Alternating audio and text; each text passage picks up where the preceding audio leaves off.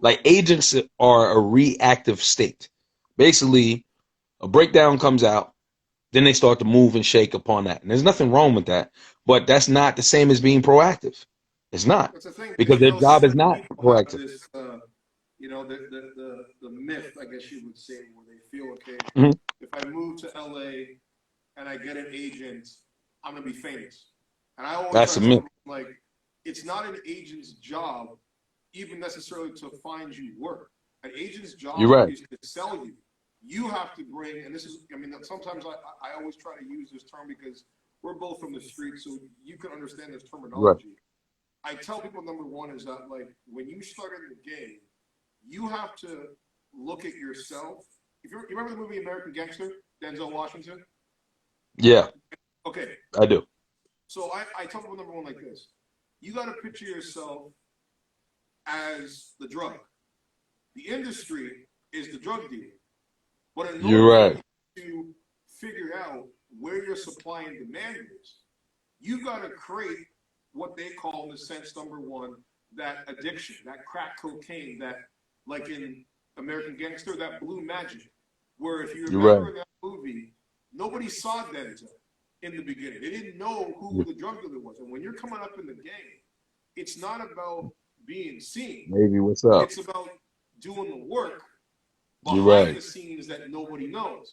And You're then right. once you start, as you say, moving the board, moving the chips, as you say, forward, then You're it's right. okay. You know what? That's when you find a manager or a brand manager, where they're You're like right. your street runners on the corners. You're right. They're taking You're your right. product and they're putting it on the corner. So, for example, you have a spectrum of film and television where you've got, um, the first spectrum would be, okay, which direction am I going to go as an actor? Am I going to go down the You're comedy route?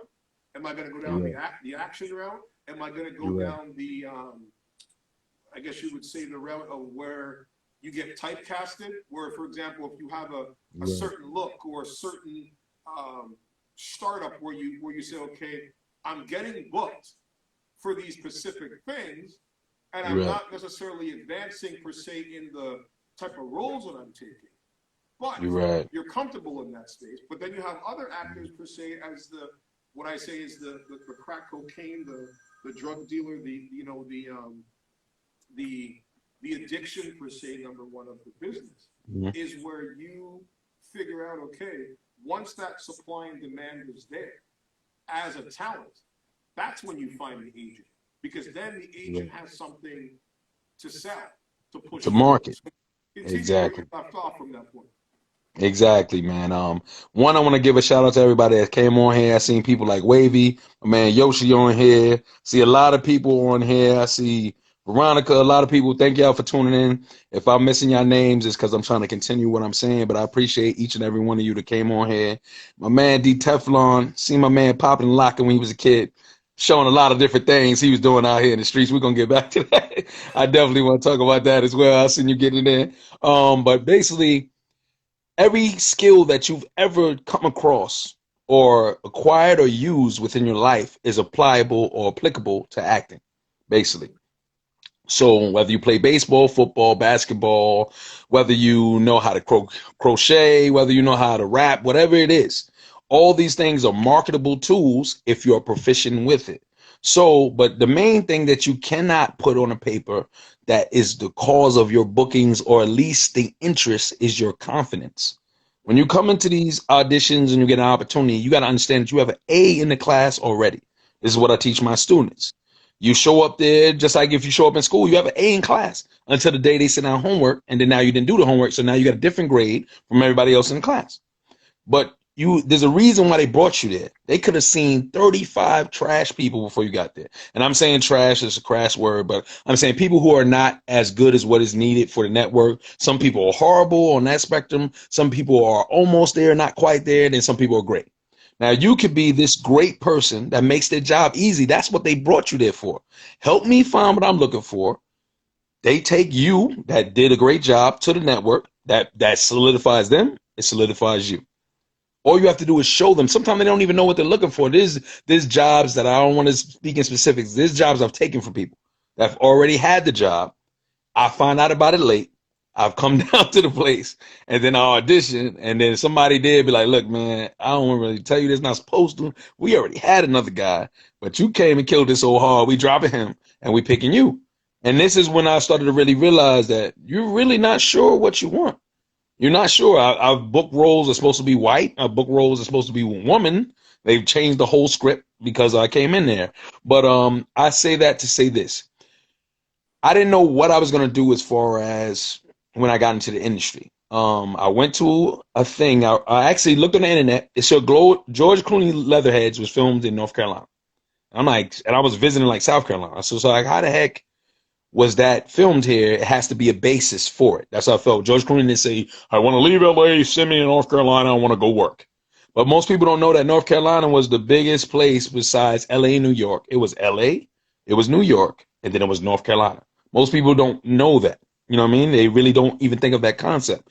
Now, North Carolina has been taken over by Atlanta because the person here that's running things, his campaign was supposed to be funded by Atlanta. So they said, one hand wash the other, brother. Destroy everything you got going over there. Send it over here. So now Atlanta is on the rise. That's what's going on. But back to the story. I found this thing on the internet that said it was looking for like people to be a star on this TV show. So I sent this lady my resume, and she basically said, "Oh, I'm sorry, I can't use you because you're in SAG." I'm like, "What the heck is that?" Like, I didn't even know what it was. I was like, "What is that?" She was like, "The Screen Actors Guild." I said, "I'm not in that." She said, "Oh, you're not? Well, why did they let you on TV anymore?" I said, "Because I rap, I play basketball, and I play football. They let all three on TV. That's why I'm on TV so much." So she said, "Oh, okay, we'll use you. You can play a robber or something today." So I guess it was like a day player's role she gave me. Yep. My homeboy told me, "Yo, yeah, you're a day character, so the day player."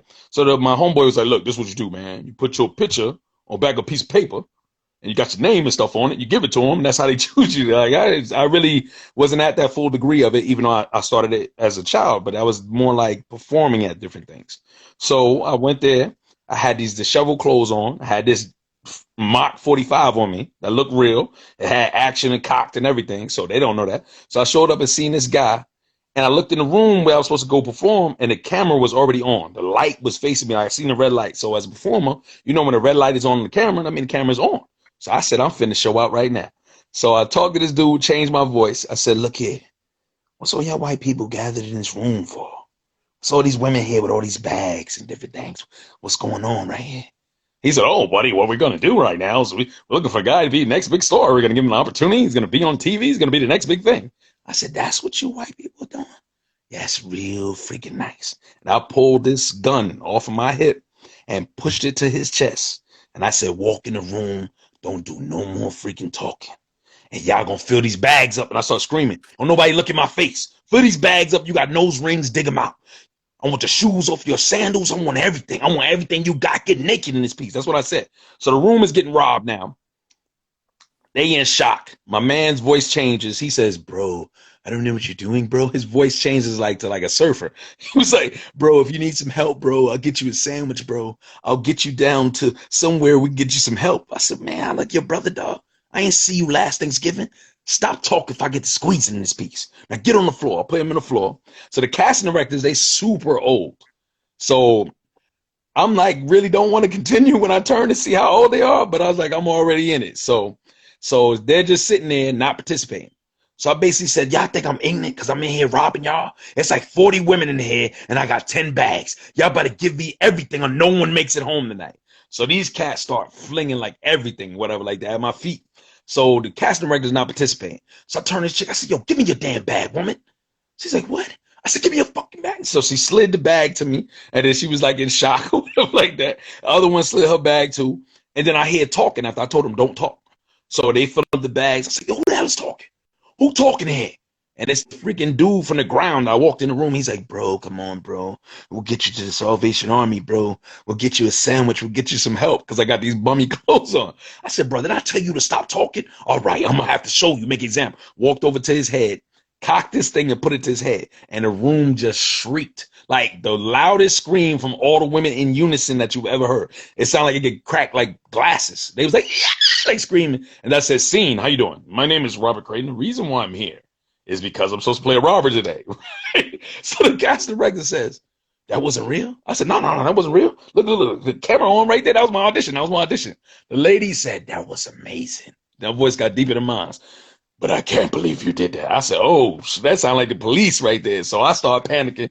I grabbed the freaking paper from the back of my pocket where I had my picture on the headshot, and slammed it on the table and bounced because I know this shit gonna call the police. So I'm in the car flying. I'm like in like some weird place, like Rock Hill, South Carolina, or something like that, because I'm just visiting, so I don't know what the heck I'm at. So I'm just flying. I get a call. Militant voice comes on the phone. I need to speak to Robert Crayton right now.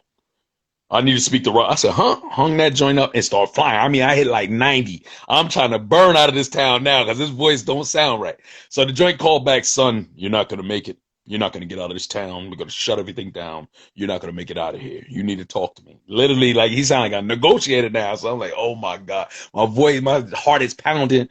My voice gets super high. I was like, yeah, man, I was just trying to act, man, and try to perform. I was trying to stand out or something I tried to say. He's like, me know what you did. Just come back here. Don't bring the gun and you're going to be on TV. Literally, that's how I got into acting.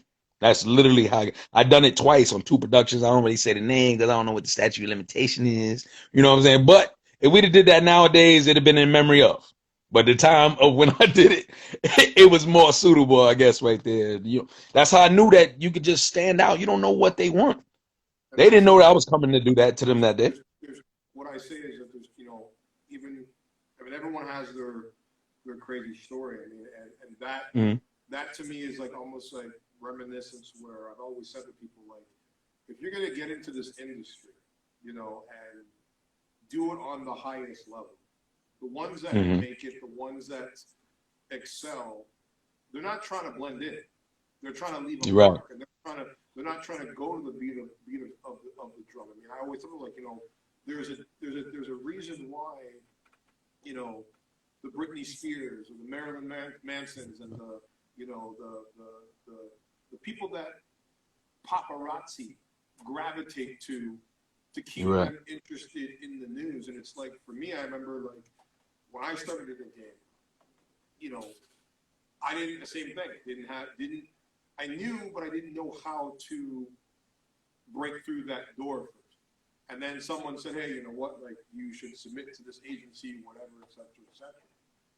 And exactly what you said, like, when you are not known, for someone to take a chance on you, when there's so many people trying Right. to figure out how to make their way into the door, You're what right. separates you? Because even, for example, like, you could have all the talent in the world, but if they don't know you and don't know what you've done, You're you're right. not going to get that opportunity, especially when You're you not. are a person of color trying to You're break right. into the game, because they only look at you, and this is not just in the industry, this is just in life in general. It's like, You're right. we're viewed as 3 things in this world, in majority of people's eyes. You're right. Criminals, in the sense Criminals of drug dealers and shit. Then you've got music artists, or rappers, athletes. etc., etc. And Mm-hmm. then the other spectrum, in a sense, is athletes. You're either playing Mm-hmm. basketball, you're playing football, You're right. You're and right. and as you said, in order to get those opportunities, per se, as a black performer, to sort of break into the acting world, it's all a spectrum where you've got to use either coming from an artist background as a Mm-hmm. musician, Mm-hmm. and then you've got to, or use the sense coming as an athlete. Like, You're for right. example, when you look at The Rock, who started off as a professional athlete, and when he You're right. first came into, the world of film and television, he already had the performer in him, but that was years of You're right. working at that craft You're right. and being humiliated and being disappointed, and then as an athlete, as a wrestler, trying to change the stereotype, per se, number one, because of course, like, when you're an athlete and you're muscular and whatever, and the people that have in the past, they always expect you to be an action hero. That's just what it's Yeah. going to be, and then you get typecast, and you got to figure You're out a right. way to say, okay, you know what, like, how do I break forward from them not to see me as this just this guy for this role. You're And if right. you're a rapper, in the sense number one, like trying to push the shuffleboard along, it's like, okay, how am I not, even though, for example, you could have all these layers as an actor and stuff like that, that because Mm-hmm. damn well, like on the street, it's like acting, like Yeah. because You're right. you gotta play that game to stay alive, to stay You're survive, right. You're and right. you gotta use those survival modes even in the industry because Mm-hmm. it's like the industry can give you everything, but it can chew everything up around you It spits you as out. quick as Yes. you get it. And You're it's like right. if you are using the platform per se as an artist, it's like, Mm-hmm. for example, like I could have all these layers as a, as a, that I know that, okay, what I can bring to the table as an actor. Mm-hmm. When you look at Tupac, for example, You're right. people didn't start giving Tupac that respect as an actor until Juice. But he You're had right. already been doing other roles, but it was like, You're right. when they weren't trying to see Tupac in a, you know, poetic justice with Janet Jackson of this love interest. They want to You're right. see, they want to bring the street life You're to right. the big screen. So he had You're to right. figure out a way for himself, okay, you know what, like when you start seeing, you know, even for example, in that role of Juice, yes, he was known as a gangster hip hop artist. You're right. But that film and how he portrayed Bishop, it was You're right. straight up drama. Like it was It straight was. up levels in the sense of It was layers showing to his it. depth as an actor in the sense of Yes. the sophistication, the You're mindset right. in the sense number one, Calculation. the ability. He had some comedy in there. He had Yeah, he some did. crazy in there, and Yeah, he that's what some did. people started saying. Okay, like I can break this guy down into You're different right. layers to open up You're right. that door. So for you, in the sense number one, like how did you, like, when you first started to push that needle, what were you being more, in a sense, casted for when you first started? And a lot of times I tell people, number one is that, like, even people are so anxious when they start off in the industry to just take everything that's thrown at them Yes. because they're like, I Yes. gotta work, I gotta stay busy. But I'm like, Yeah. when you take everything that's thrown at you, no matter how good it may seem, if Mm-hmm. you don't give them, especially in Hollywood, especially casting directors, a reason to want you, and that's where I go back to the supply and demand. You You're give them right. a little bit of a sample of You're what right. you can do, but you don't give them the full enchilada right off the bat because you You're want right. them to say, okay, you know what? Even if, for example, you go to an audition and you're going for a specific role, and I'm sure you've gone for roles where you get a script and you're like, this ain't really me, and this Yes. isn't really who I am. But you, You're right. and you're not feeling it, but you go, yeah, it's an audition. You put out the best work, and like even when you walk away, if you don't get that role, sometimes you're like, I'm kind of glad I didn't get that role. Just You're because right. it's like, you know what, you want to be able, number one, to know that when you are taking on a project, you're feeling it. You're fully Right. feeling, in the sense, number one, the stuff that comes out on paper, so it's authentic to who you are because you're going to bring out the best performance. When you're sort of, You're right. as you said, like forcing something, You're right. forcing something, whether it be a script or forcing in the sense of performance, the audience knows.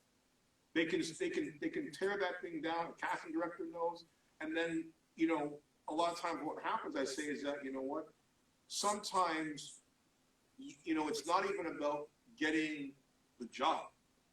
It's about leaving an impression in the room where they say, You're okay, right. you know what, I may have been thinking about Robert for this role, and then he read Mm-hmm. for the role, and I wasn't really feeling it.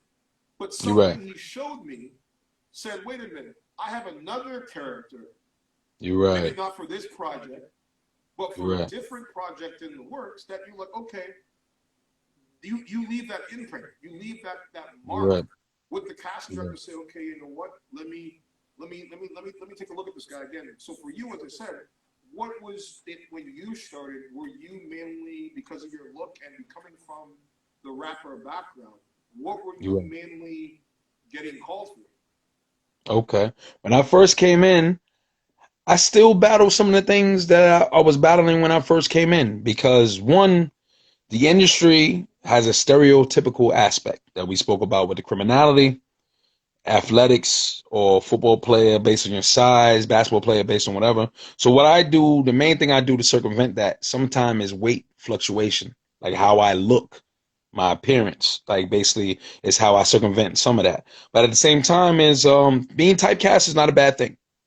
I realized that quite early because I am typecast quite frequently.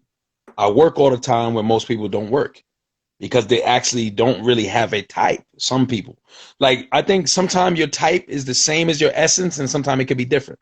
Like me, my essence, when people see me, sometimes I have people tell me they're not giving me a role because I'm actually too powerful in comparison to who their lead is. So my role doesn't match supporting. My presence seems too powerful on camera. I've gotten that before. That's almost like the same thing, job equivalent of you're overqualified, I guess. Will be the same type of thing. But Hold that what I thought. normally try to Guys, do is hold that thought for a second. Guys, all before we're right. all jumping in, I want to welcome you guys to another edition of Hot Topics Celeb TV in conversation with actor Robert Crayton. Don't forget, if you guys have a question, you can drop it below in the comments. We will try to answer it towards the end of the podcast. Don't forget, if you missed this episode from the beginning, go into the bio right now on this page, click in the link, and click subscribe, and you can watch the full podcast afterwards and on replay. Continue, brother. That's what it is. So basically what I try to do is in my auditions, because I know that I'm typecast, I give them something that I'm not supposed to. This is just my theory. I do a lot of things because I am a nonconformist, meaning I'm like that, and I go against every single thing that the industry is supposed to be. Meaning like this. You know how they say don't send unsolicited material? I do that frequently, all the time. Because I know if you look at my stuff, what I've sent you, there's no way you can just turn away from it. There's going to be that thought you were turning about, there's something I could put this guy in. Because my resume is quite prominent. It's written to you in a certain way. It's also given to you in the format of, I know that these people don't have a lot of time. So you can't send them, the industry standard is send your photos and your resume as an attachment. That's the thought process, right? But the people who run the industry, they don't have super updated phones. Of course. They want to be able to use their phone as quickly as they've used it the last 20 years. There's some phone that they stopped at that allows them to do everything. Because every time I get a new phone, I'm mad that I don't know how to use it. So personally, I stop at whatever phone lets me have all my have all these different like paragraphs written out so that I can pump out an email. If they want something from me, I can pump that joint out in 10 seconds and just get it off. I got pictures to everything. So that's the what these people have. So if you send them some attachment they can't open, you think they're gonna be like, oh, their resume was so amazing, let me go back to it. They don't have time to go back to it. So you're just thrown on the scrap pile. You know what I mean? Because That's the thing the for me. industry It's like has changed. it goes back to what you just said. It's like when they're trying to process. I mean, I know even with clients that send me shit for different Mm-hmm. projects and stuff like that. Like I don't look at everything because my assistant, she knows how to filter. But I You're right. always say, like, for me, like I remember when I started, you know, because again, the industry is so big and there's so many submissions coming through, and people are like, Yeah. well, how are you gonna stand out? Like, how are you going to Right. capture somebody's eye? And this was back in the day when you had to like put your headshot in a brown envelope and mail it. Mm-hmm. And You're I right. remember like sending the very first time I ever sent something off. I said, okay, well, they're probably going to look at the first three or four. But You're right. what can I do to catch their attention? So you know what I You're did right. on my very first, and I always anyone that's watching this, I recommend this, you know, for any new actor trying to make a mark early. If you're submitting, do what I did. I didn't put my stuff in a regular brown envelope. I put that son of a bitch in a pink, fluorescent, starred, Mm. polka dotted envelope. You're Because right. two things are going to happen. They're going to be like, who's crazy enough to send this shit? Yes, And exactly. two, Open it. you're going to open it. But you got You're to right. make sure before you send that stuff, before you put it in that pink colored envelope, you got to make sure that what's inside is ready. It's stacked. It's Exactly. fully. Don't just go say, okay, doing shit half-ass, because you know You're what? right. When you do shit half-ass, you get half-ass results. And then Exactly. they look at you and say, okay, you know what? That's a You're half-ass not actor. fucking serious. This is Yeah. and what people, I think, nowadays, due to social media Mm-hmm. and the way that the industry has changed from the when I started in the 80s, the 90s to even to now, Mm-hmm. is where back then it was all about knowledge. Like there You're was right. no internet. You had to go to the library. You had to You're figure, right. shit out, and you had to know exactly how to connect and how to connect the dots. And I tell people, You're number right. one, the easiest way for any new actor breaking into the business or filmmaker that wants to break into the business, stop looking at the big names, the George Clooney's, the Brad You're Pitts. right. When you go to a movie theater and you watch a movie, for me, I know when I first started breaking up into the business, I knew that they ain't looking for me. They don't even know I exist yet, but I You're gotta right. find them. And Yeah. you never know when an opportunity is going to present in your lap. And You're it's like, right. do you want to be ready You're or do right. you want to be unprepared? And You're for me, right. I tell people number one is that when you watch a TV show, when you watch a movie, and you're at a theater,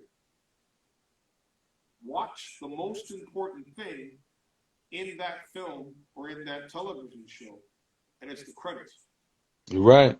Pay attention to who Who is the made it? director, who Who the was the casting casting director? director is, who the producer is, who who Right. who even the cameraman is.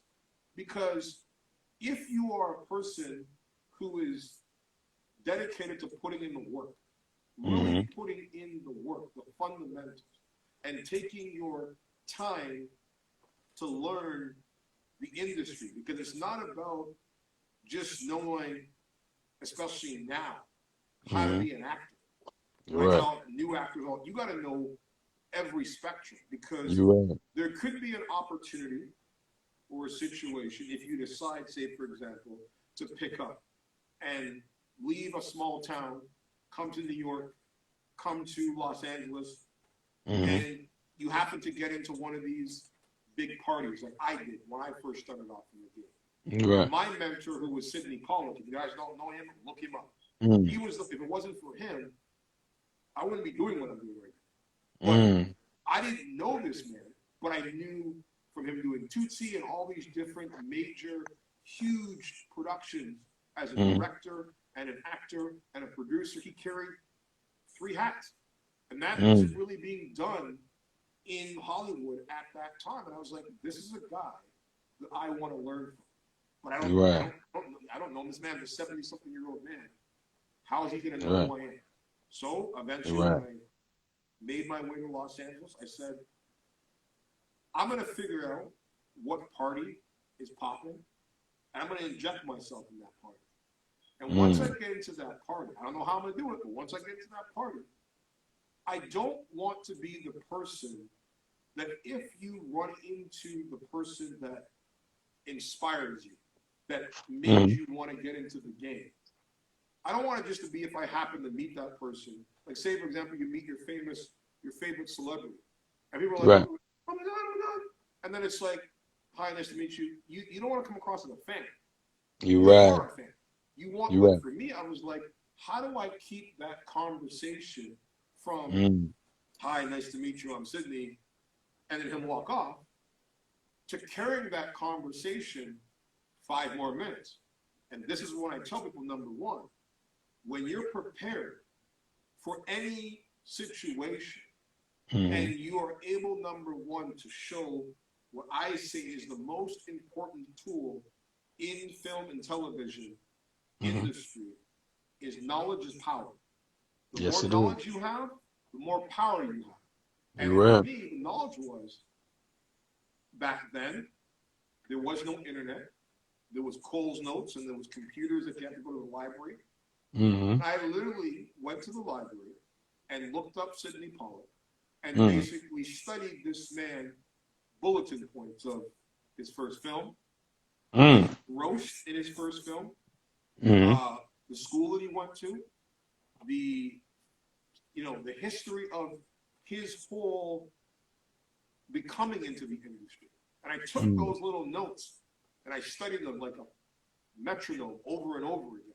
Mm. And once I happened to be in this party where I spotted him across the room and Harvey Weinstein was in there and all these big Mm. players were in the room, I pulled across the room, made my introduction.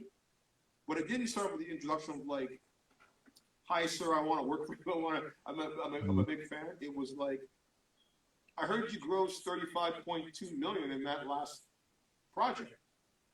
Mm. And you got to Very remember, specific. the people that are on credits, they don't look at themselves as celebrities, as stars. Mm-hmm. They're just people on credits, and they're You're right. like, the fact that somebody paid that much attention in detail to the Mm-hmm. credits, I was able to continue that conversation. Because you got to remember, Mm. as I said, being a black man in the industry, even on the come up, when they You're right. don't know you and they see you like for yourself, you've got a stature, a physical presence about you. You're right. You look like, Mm-hmm. you got the whole Rick Ross vibe with the beard and everything going on. Appreciate it. Automatically, you want to bring the temperature down in the You're right. sense of how they view you as not even as an artist yet, but as a individual that You're right. has something to offer. Because most people, they won't do that work. You're They're right. just trying to get in the door and get the break and be famous. And You're right. now the industry has become so vaporized, per se, when you've got social media, Mm-hmm. where you've got casting directors and producers and projects, where it's not even about the talent anymore. It's It's not. about how many followers do you have. Yes, And it's then when very you have much about that. followers turning into financial, that's Dollar. why you're seeing now actors having to, in their contracts, if they're on a network show and they're a series regular, they've got to live tweet. They've got to go out and they've got to promote the product. Yeah, they do. Before, you could just be an actor. You can't do that shit no more. Yeah, And this you is know. why I tell people, number one is that, like, you've got to be able to understand as a performer, especially when you are an African American performer. Mm-hmm. There's over 10,000 registered actors in SAG, Mm-hmm. and only 4% are working. You're 4 right. out of 10,000 that are, in a You're right. sense, in the union. So this is You're right. why I tell people, number one is that if you want to be able, number one, to push that needle and have longevity, look at guys like Taye Diggs. When you think of Taye Diggs, as you say, for yourself, you're always working, just like me, because it's like, you know what? I don't put my eggs in the one basket. I've Yep. always got to be constantly moving. Exactly. Because, as I said, knowledge is power. But you also have to have layers, where you look at a guy like Taye Diggs, where he can play the love interest, but Taye Diggs keeps working Yeah, you because know. he takes everything in the sense where he's like, okay, you want me to play gay? I'll play gay, because he's comfortable in who he is. And he You're right. is a natural performer, as from a You're right. theater background, where You're you've right. got guys that just show up to work, get a script, read the script, and then say, okay, I'm going to do this job and hope to move on to the next one. It's like, and they get one job, and they feel, okay, well, I've made it because I've You booked have it. that one gig. You're And it's right. like, once you have that one gig, you should always be thinking about the next gig, You're not right. this gig that you're stuck in right now. So for you, I know, like, you started off doing, as you say, as a rapper, and myself, who used to work for BET, and I remember, you winning competitions in a sense on 106 in Park. Yeah. Did you feel that helped elevate you in the sense to being recognized in the business to open more doors, or did you was that considered a hindrance because they're like, oh, it's some fucking rapper? Well, for me, what it was is when I did that, what it made me more so is like a beacon, like for others. Like, because main thing is me. I don't just try to think about this thing as just me. Well, you know what I mean? Even though in a sense it is, any God-given talent you're given to navigate this earth with. So you either use it or you lose it. But the thing is, if you don't water it by being humble, then obviously all works without God is dead. And I've experienced that the hard way. Like I've messed up $100,000, like just being cocky, different things with it. Because I got into this thing when I was very young. So I was like 18, started experiencing fame, and then like you can lose yourself within this thing. So the fact that I had some failures that not everything panned out. One thing I would say about this life is this: like the universe actively responds to the work that you do.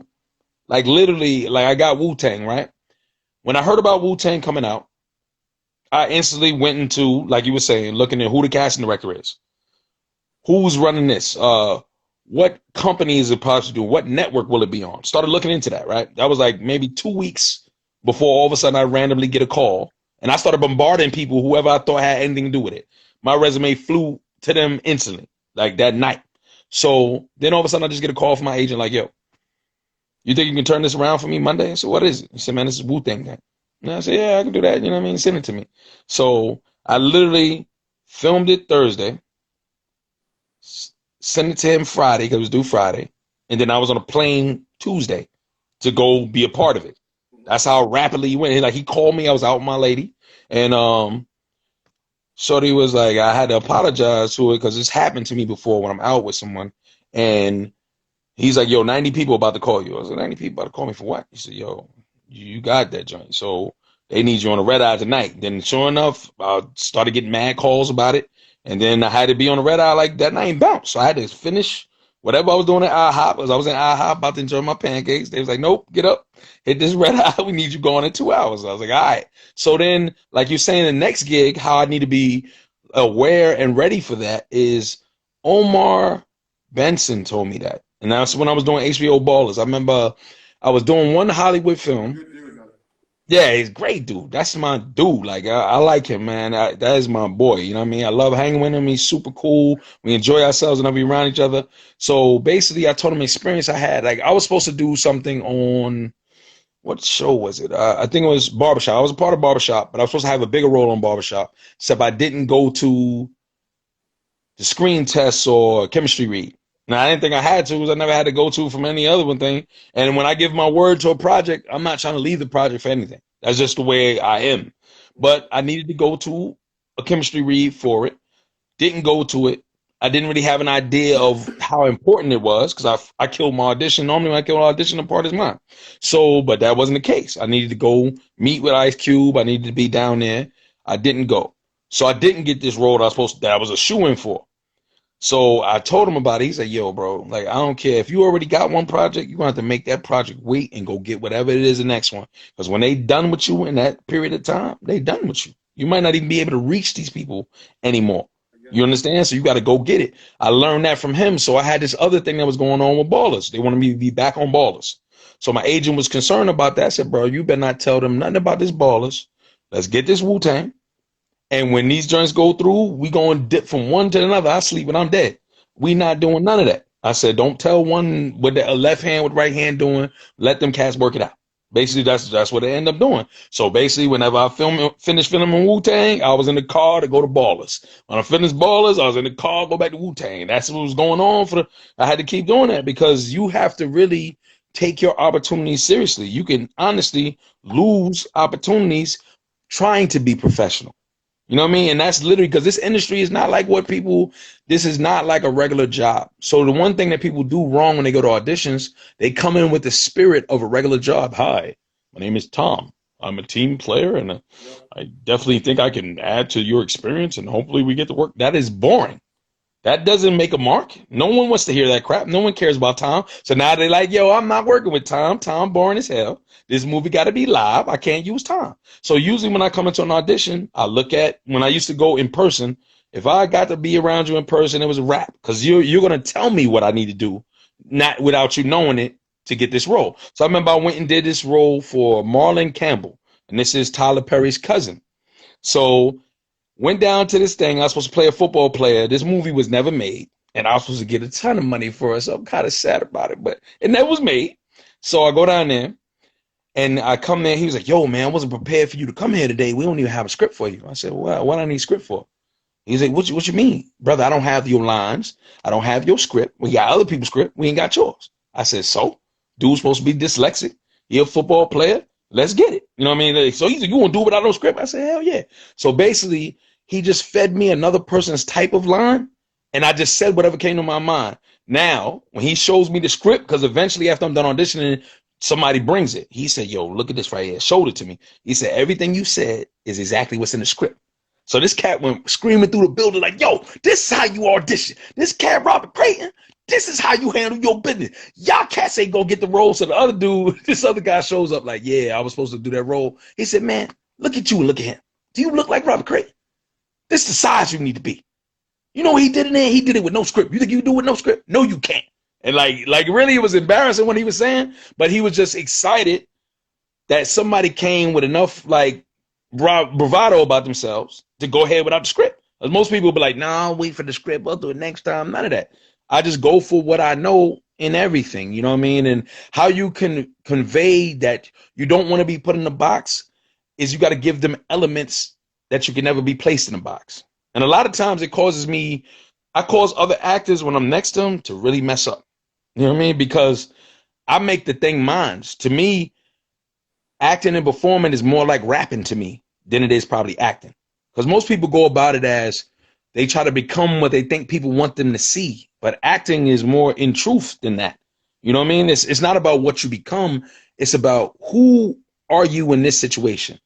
Your mother just got killed and murdered for somebody. What would you do? I would snap. That's my personality. So I'm going to become that.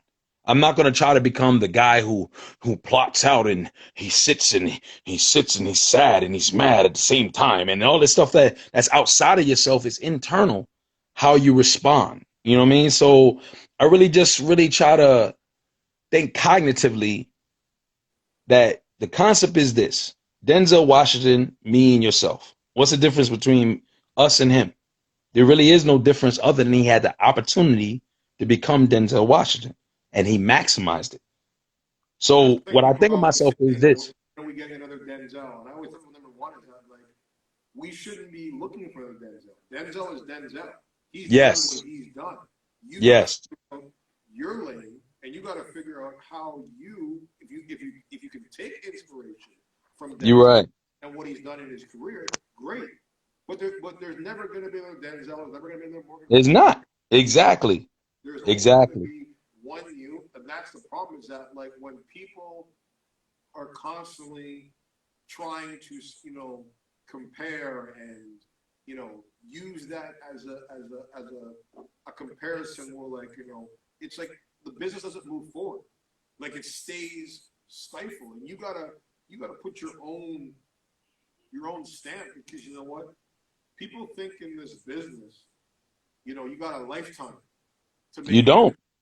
You do not. You got a shelf life. You definitely don't. You have a shelf life, and especially in the sense, number one, where like for example, I see so many actors, that have. And this is where like for example, it's always a big myth that people who are not in the business don't seem to understand. Where they're like, if an actor is on a really, really, really great show, and he's been on that show for like 7 years. So let's just say, for example, let's take Jaleel White, Steve Urkel, Family Matters. He was on that show from a kid, grew up, became an older, in the sense, number one guy, still looks the same. Yeah. But people think, okay, well, after you've been on a show that's that successful, when the show's done, all these offers are going to be waiting for you because you've been on. And it's not. And people don't understand. It's like the industry, once you've been on something for so long, and people know you as that character. You're that character. You're that character. And they want you to go away. Like, they literally want you to go away for a few years. You're right. And reinvent yourself. And if you don't come back especially in the sense in the industry of a reinventation, either come back with a whole different look You're right. or a whole different build You're or right. a whole different, in a sense, approach to the roles that you're going to take, they're Mm-hmm. automatically always going to see you in that role you played as a kid. And that's why You're right. Jaleel White has never really done shit You're right. physically about it. You're right. Like, for example, Another character like that is Screech. exactly. Same thing. Same thing. And even, for example, like my mentor and friend, Kiefer Sutherland, legitimately one of the biggest actors in the Mm. world. You're right. There was a time when after, like, for example, when Kiefer shot Lost Boys, which is a classic icon film, Thank and he had all of these offers at the time as a young actor, Stand By Me and all these different type of roles. you. Mm. But then when he started dating Julia Roberts, and he was all, because Julia was on the come up. Julia, had just done Yeah. Pretty Woman and was starting to become that it girl. You're right. And it became for him, more or less of like, I remember he had been doing all of these amazing roles, but because the spotlight at that time was on Julia, he Right. was just like Julia's man. Nobody cared about all the You're iconic right. stuff that he had done. You're So right. he ended up, quitting Hollywood, and he left Hollywood and he picked up his shit and he went to Calgary for like 4 years, You're right. got a ranch and started doing You're right. And then because he knew, okay, I've got to go away. You're right. And he was at that point where he was done with Hollywood. But You're then right. fast forward 24, this opportunity for this show that You're right. legitimately, I mean, doesn't matter what he's done. That role changed his life in It so did. many ways, because you know what? It was a show that was at a time that was needed after 9/11. You're right. And that plateaued him. But then he did that show for 8 seasons and was recognized around the world as Jack Bauer, iconic fucking character. Definitely And was. then people thought, okay, when 24 ended, he was going to get all these roles, and he did. He ended 24, and he jumped into a show called Touch. Mm-hmm. And Touch only lasted 1 season. Mm-hmm. Great show, but when you've been playing this badass, kick-ass, You're right. federal agent, kicking down doors and beating people up and torturing people, You're right. suddenly putting on a sweater and You're playing right. like this dad type of role. You're right. People ain't want to hear that shit, because They don't even want to see you like that. shit, everyone was hyped for the show. Touch, oh my God, keep her. But all the audience was expecting Was more 24. was 24. They were expecting this Jack Bauer character. You're right. And the show went down after a year, and he took off. He did the same thing. He had to go back into obscurity again. And then Designated Survivor came along. And then same thing. Designated Survivor, he was now playing the President of the United States. You're right. But there was always scenes where people were like, they were waiting.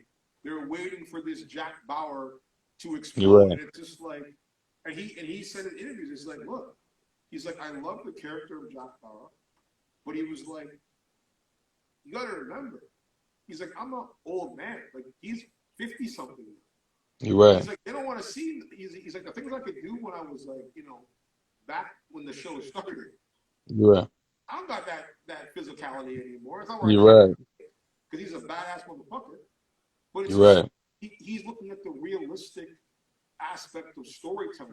And that's You're the right. problem with audiences and stuff like that, where they don't get, it's like, you have to evolve in this business. You're and right. As an actor and as a performer, you have to be not just thinking about the next project, but thinking about, in the sense, number one, of like, okay, I may be liked by this casting director, and I may be what they're looking for. And you can come in there and you could nail it. But are you what the producers are looking for? Are you what the director? Because remember, people think, okay, the casting director has the final decision. You're right. All the casting director is doing is allowing you the opportunity for them to have material to give to You're you, right.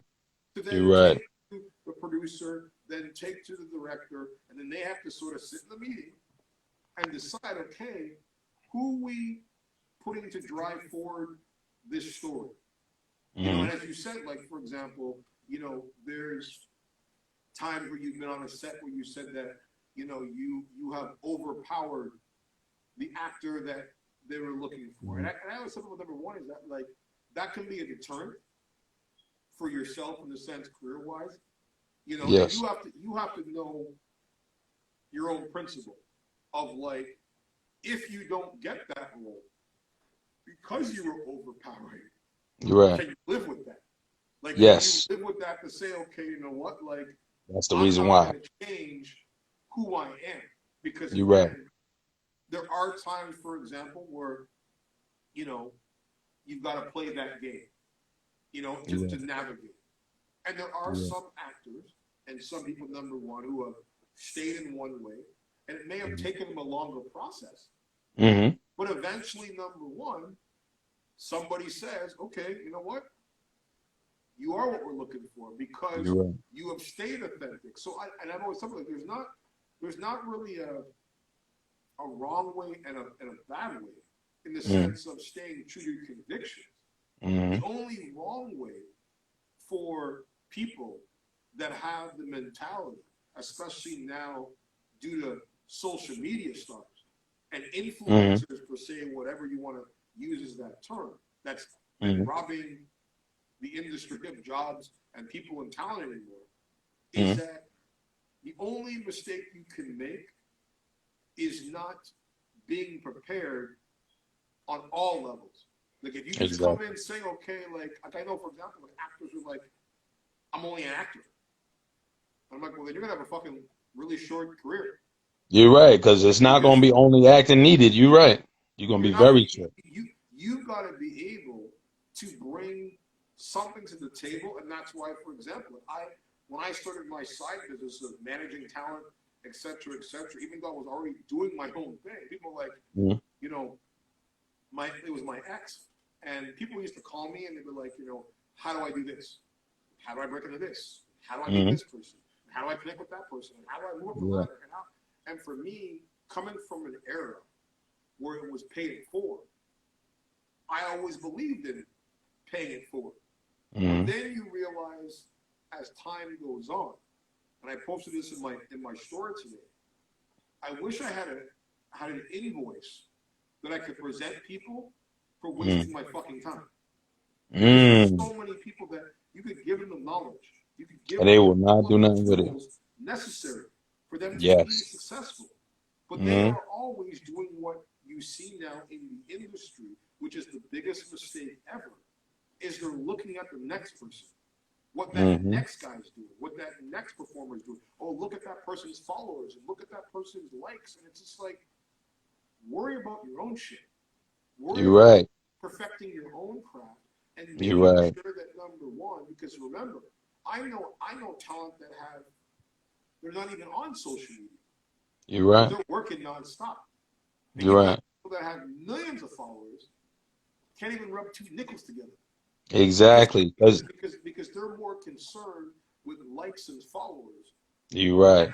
doing the work. They don't have no substance behind it. Look, the one thing I can definitely say, just definitely to your point, there's been a couple of dudes that I put literally in films with me. Now, because they didn't have the training, they're not where I am and stuff like that, the producer might not want to pay them, right? But it's still an opportunity because what it is for actors, it's not always about getting paid. Hey, For you to be an actor, you got to have footage. They don't care what's written on your resume. That's a piece of paper. I need to see and touch what this guy does for me to call the network, put my neck on the line saying, I'm picking him. Let's go through his stuff. It takes about a week to get chosen for it to go through the networks. You know what I mean? You don't even know you booked it. Sometimes, a lot of times after I film something, they call my agent and say, we love what he did off rip. So I'm different from most people. Because most time people hold a poker face, they don't tell you nothing.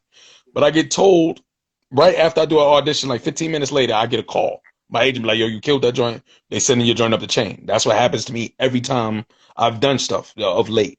Also, I get called by casting directors. I don't always get called by agents or managers for anything. Like usually this relationships out forms. My biggest fear in this industry and anything for me in life is not to be a has-been, it's to be a never was. And that goes to preparation. That goes to opportunity and what you're going to do. Some people, no matter what you do for them, they don't really want it as much as they say they want it. They can say, I want to be an actor, I want to be a great person, I want to be a producer, I want to be a rapper, I want to be a skater, I want to be an Olympic athlete. You give them the tools to be an Olympic athlete. Once they decide and decipher how much work is entailed, they don't really want it. Plus, there's people who are paralyzed by fear. Their fear of, if I get it, am I going to fail? Am I going to be good? Do I look stupid?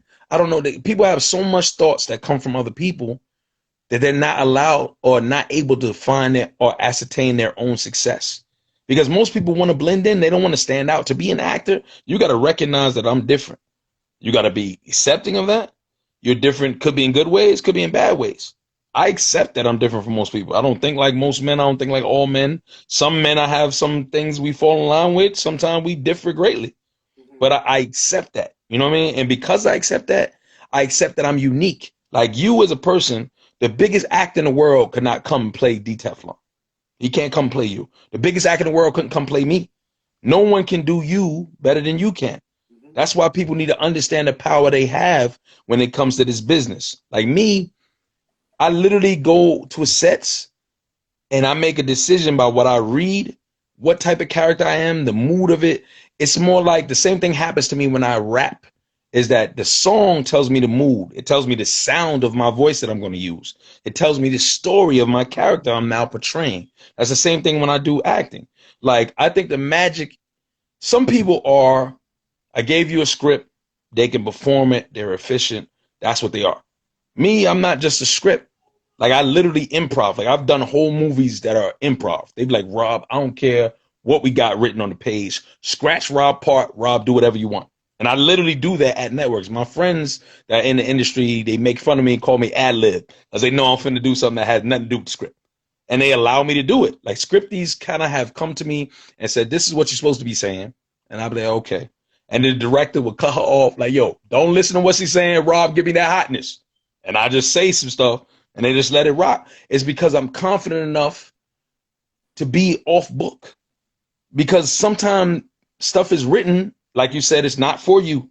It's not written for you. Like, some people have experience of what they think the area expertise they're writing about, but they never experienced it. That's the difference between book smart. Have you ever taken, as you said, ad-lib, have you ever gone off script? And I mean, because some people, number one, for example, when it comes to you know, can feel disrespected by them. And no, I've actually never had anyone feel disrespected by it. Actually, they usually like thank me for my take on it, okay. And because I do it in a way where normally it comes at the end. Sometimes I place it within the middle if it makes sense. Because one, your ad lib has to make sense. So I make it more so, what would the character say? So since it's not really just me just throwing in me, like I gotta have, like what I love is like Christopher Walken is a student of dance, right? This is why every time he does a film, there's dancing in it. That dancing is not part of whatever he's doing. He's getting it in there to let people know that this is what I come from. I want to give a reference to it. So in my own way, sometimes I feel that energy. Yeah. So in my own way, I feel that same type of energy sometimes. So I just give it to them. And then when I give it to them, they be like, yo, what the heck did that come from? They looking for it in the script. I'm like, yeah, that's mine. So they be like, yo, use that joint again. Did y'all get that? And we run it again. There's never a disrespect, because I respect what they've done and what they're giving me. And what they're giving me, the script to me is parentheses. And I feel it's my job as an actor to fill the parentheses up in between. Sometimes the script doesn't do that. Sometimes I've had scenes where it's like left open-ended when we stop talking. Like it'll say something, yo, they coming. What we gonna do about it? And then you see how it paused and there was nothing? Where the hell is the answer to that question? We just said, yo, they coming. What we gonna do about it? And then it says, no more talking. That makes no sense. So I say some joint like, yo, we got to get up out of here. Look, gather all the stuff. Let's move. And I say something like that. And they're like, yo, we love that. Keep that. Keep that. It's because what you're saying is not finished. Yeah. So because you think about it, you pumping it out. You got it. There's going to be typos. And I've received scripts that have typos in it. Is some of it you missed the word? It could be missing something. I just put something on it. That's just what it is. Cause I think the magic is in between the words. Sometimes it's a face. It's the way the person has delivered it. It's whatever they put on it. It's their spin they put at the end.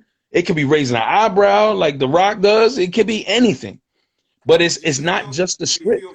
Do you feel in the sense like the question I want to ask you is that like two-part question.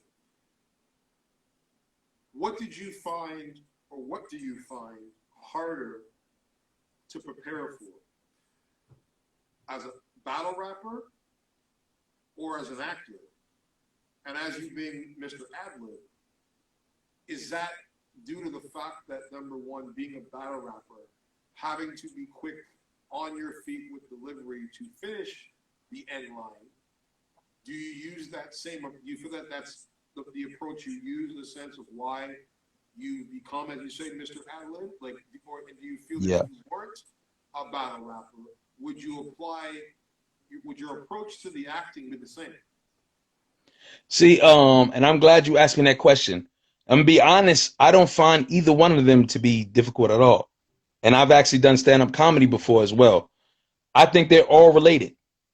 Because the way my mind functions as a rapper, all of it is easy. I really don't even read scripts. Like one thing about me that people probably don't know is I memorize everything I see and hear. So you know the concept that you have exists like say this for you like you're saying it for the first time. I am the extreme version of that because I don't even read your script. I get on set, they hand me the sides of the script, and I read it then. Literally. It makes me nervous, but it's like a way for me to challenge myself. Because if not, I will be bored probably.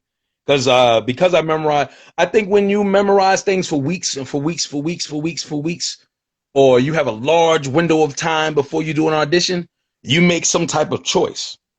In that choice, it could be correct or it could be absolutely wrong for what you're about to do, right? Because now it's not, you're not saying it for the first time. You're saying what you rehearse. Say somebody throw you a curveball in it and throws you off. Now you're stammering and stuttering on camera. Like me, I'm not that at all. Like I don't read it. I've made directors nervous because I tell them like, yo, man, I call them like maybe a day before the script come. I'd be like, look, man, I looked at 7 pages of the script. The script is 190 pages. I'd be like, yo, I read the first 7 pages, man. It was kind of cool. That's not even where my character might lie within the first seven. He might come in at 8, but I just say something like that. And I'm telling them the truth. So they be like, yo, man, you ain't read the script. I said, nah, brother, I ain't read it. They be fearful about that thing. And then I get there and I just smash it. And they be like, you really never seen it before? No. I booked a role before and they called me and said, yo, look, man, I'm sorry, man. Have you read the script? I said, no, I haven't read it, bro. They said, you haven't read it? We filming tomorrow. We don't even, there's no way to get you prepared. I said, brother, look, calm down. I memorize what I see in here. When I get there, hand it to me. Knock it out. It'll take me a couple minutes. They was like amazed. And I did that. And then that's what causes other people to call me and contact me. Because I'm more prepared than a person that had the script for 20 days. Because my mentality is that. So for me, I'm just freestyling. Like literally, that's what I feel like. And that entails like say if the script is written a certain way, it could be me changing a word in it and it makes it mine. So the thought process is I'm saying it, not that someone written it for me. So that's the difference between what it is. I don't find any form of performing hard at all. You know what I mean? Like it's hard for me when people are dropping their lines because I don't drop lines. So it's hard for me when you on the like 12 take and be like, brother, we need to get this right because I'm tired, my feet hurt. We've been standing up here. You just keep dropping these lines. I need you to get this right, brother. But my first attitude when I was less mature than what I am now in performing, my thing is when I see a Hollywood dude, I'm finna drown you. That's what I used to think in my mind. I'm like, look, I'm gonna let you know today, I'm finna drown. But that doesn't get you anywhere. So what I've learned to do is instead of being that, because that's the competitive nature. You were supposed to be this big thing. I'm about to show you. You better be on your P's and Q's today because you finna get burnt today. But I've learned to now do is what I try to do is if I notice they're not hitting it, I try to give them a signal or something they can pick up on because like it's a volley between you and that other person on camera. We trying to bounce it back You between got to us. remember, it's a dance. You know, Yeah, it one person's is. got to lead and one person's got to Exactly. hold. And a lot of times, I mean, for example, as I said, like, but you know, a lot of actors who get into that zone, you know, they seem to forget that, like, even though yes, there's two people in that scene who are sharing that dance, but they're not the only one in the ball. You know, Exactly. you've got to remember that number one is that like what you're doing has to be, and this is why like like I don't recommend per se number one not fully reading it through a script. You have to also make sure number one that not only just knowing your lines, but knowing the other person's lines, and then knowing Exactly. everybody's lines because Exactly. you got to remember certain people who don't know this is that like things aren't always shot in sequence. Like Yes. there's sometimes things are shot at the beginning, then they go right to the end, and then they go Yep. right to the middle, then they do a little bit of the end, Yeah. Did they go back to the beginning? Yep. the beginning again. So it's like if you're not in continuity with knowing, as I said, everybody else's stuff, you could bring yes number one this great performance in your scenes. But You're to right. me, it's not about per se number one of of course there's certain characters that we all watch on TV You're right. that certain actors stand out more than others. You're right. Like for example, I'll give you a show, and if you haven't seen it, it is legitimately the best series I've ever seen in my life. And I recommend anyone who's binging right now to look up a show on Netflix called Wentworth. This Go show what? it's called Wentworth. Mm. And it is it's shot in Australia and overseas. And this show was mainly an all-female cast. It's almost like Orange is the New Black, but 10,000 times better. And the level of acting on that spectrum is why, to me, why the UK actors are putting the US actors and the Canadian actors out of work. You're right.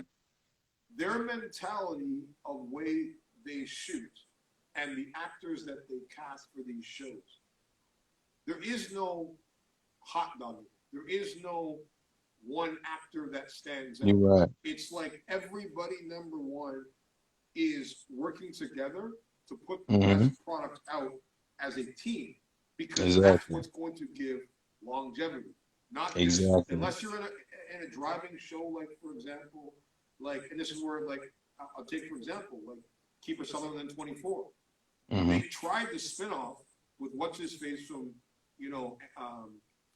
Corey. You're talking about the guy from Straight Outta Compton? Exactly, from the Yes. Niggas with Attitude movie. And, they put him in that role. And, I mean, it was a good franchise spinoff. Yeah. But he didn't start to pick up traction where people were like, oh my God, like, I want to see more until the very last episode of the series. Like, legitimately, it was like the whole series was just like, and you're waiting, because people have been so used to Jack Bauer and that character, they couldn't see anybody else playing it. But understand, even when 24 was on, 24, even though Keeper was the main character, those actors on that show brought it every single time. And that show, which people don't realize, if there wasn't 24, there'd be no binge watching right now on Netflix. They were the first binge show that you were getting for an hour. You were getting literally in that hour a movie. You're right. Every single Sunday, it was a movie. You're right. And eventually. Hey, hold on for 1 second, brother. Somebody's calling me. Hold on for 1 second.